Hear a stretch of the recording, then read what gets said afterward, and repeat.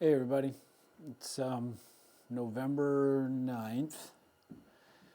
I'm out in my shop and it's freezing cold outside, but I'm getting started on a new project, and kind of just for my own record, I'm going to keep track of the process. I also want to try out my new camera and my microphone, see how they work. So I thought maybe somebody might find it interesting, maybe learn something or give me some advice as they see it. So building a game board for a upcoming convention.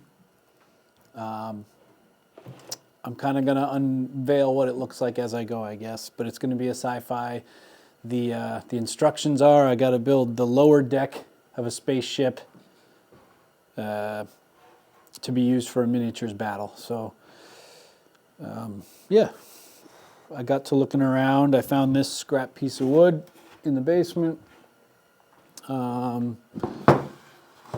It's just 3/4 inch plywood from some other project, but it looked like it was big enough, actually probably a little too big for what we're doing, and I decided that might be a good base to start from, pretty much just because it's free. So I'll just go through my thought process on this and probably delete most of it because most of it's not interesting. This is a 16 by 36.5 foot game board,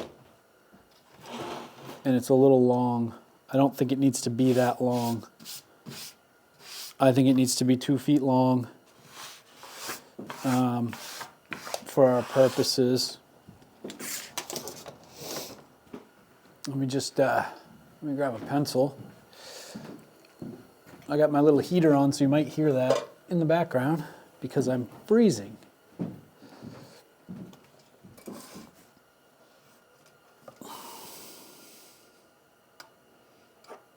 I'm just putting a mark at 2 feet, and that would make this board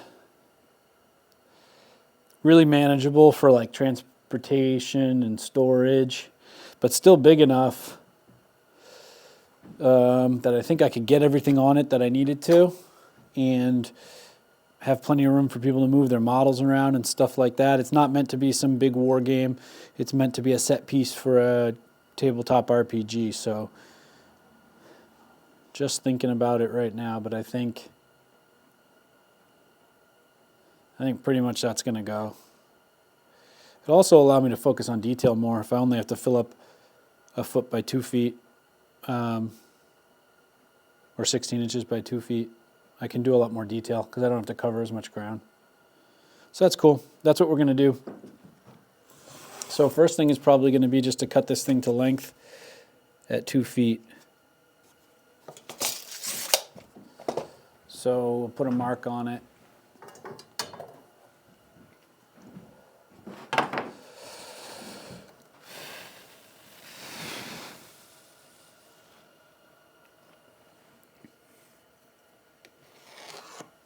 I like doing these projects because it brings a lot of my building background kind of into my hobby.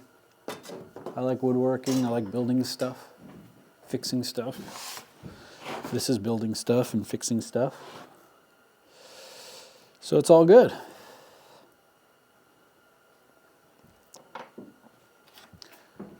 Next thing I'm going to do is cut that piece off.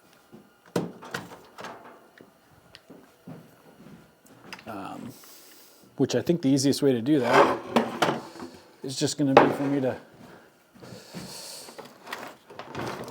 clamp it to this bench.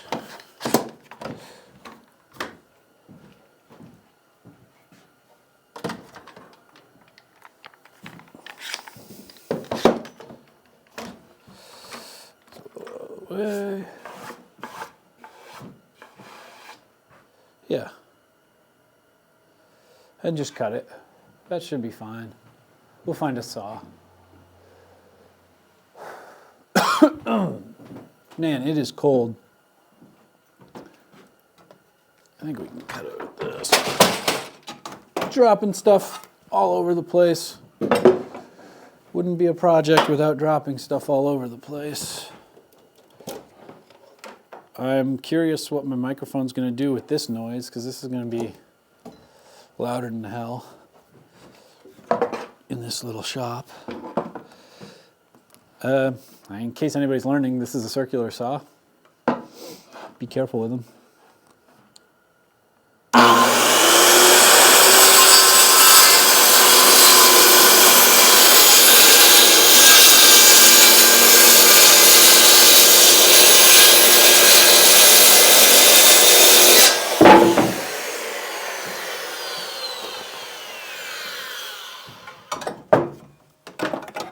Okay, I guess we're officially started now, I guess.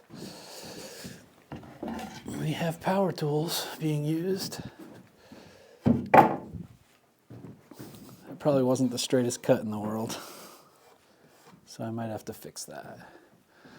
The other thing is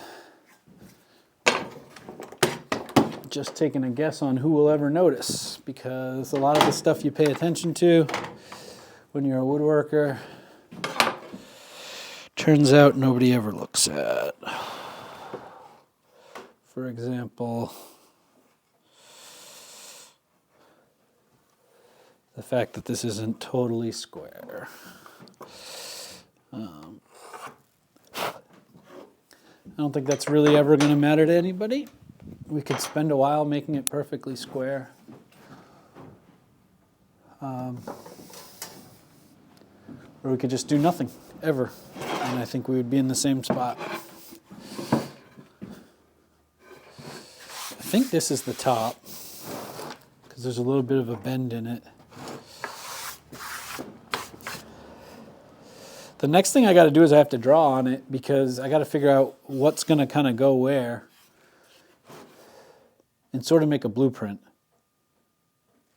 of, you know, if we're looking at the floor or the ground of the diorama, you know, what goes where.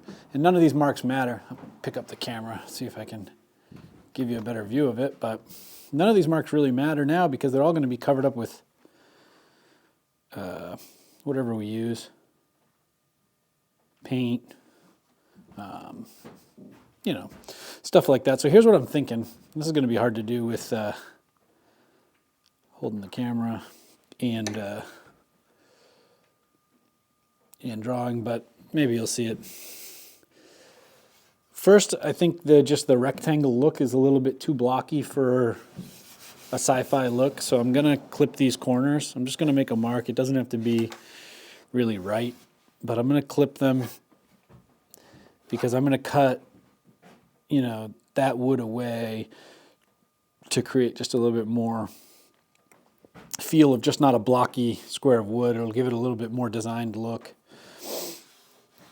All these rough edges will be gone as well. Now I know from, you know, kind of what is needed for this scenario that there needs to be a big engine core right here. That's going to rise up vertically. It's going to be like a cylinder.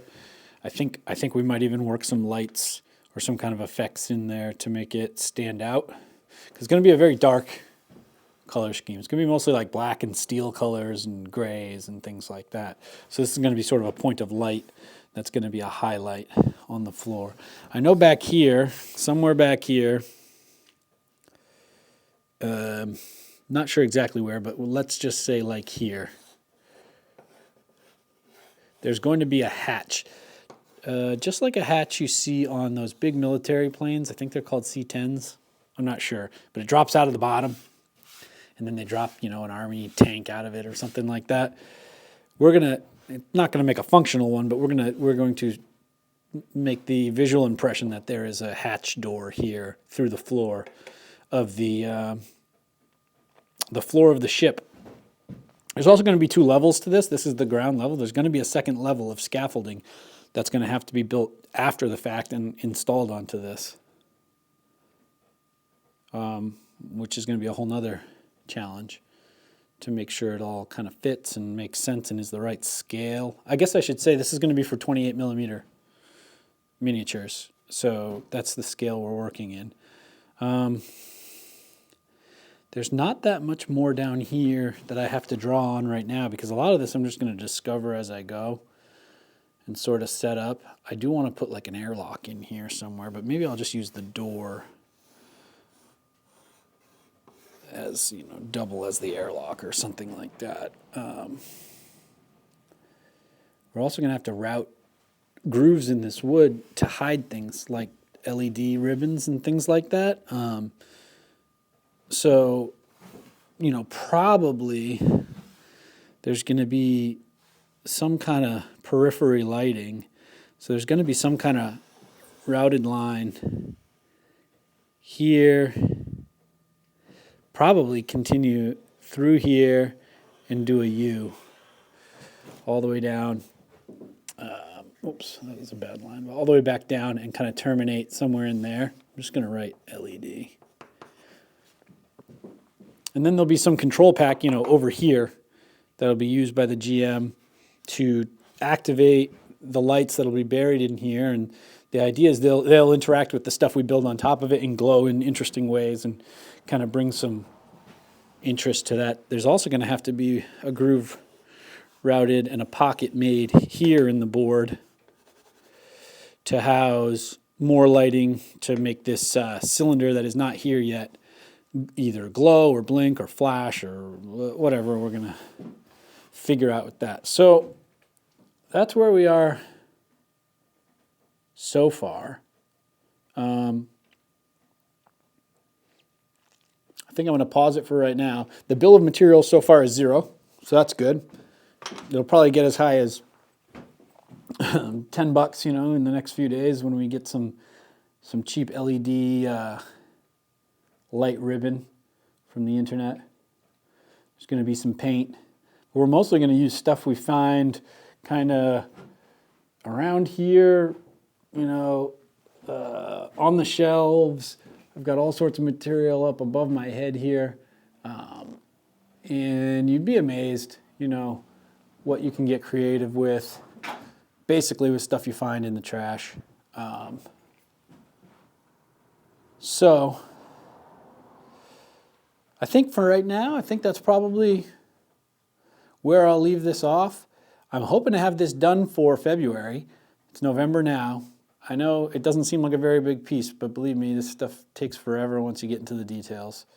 So I'll keep you posted on any next steps. All right, take care.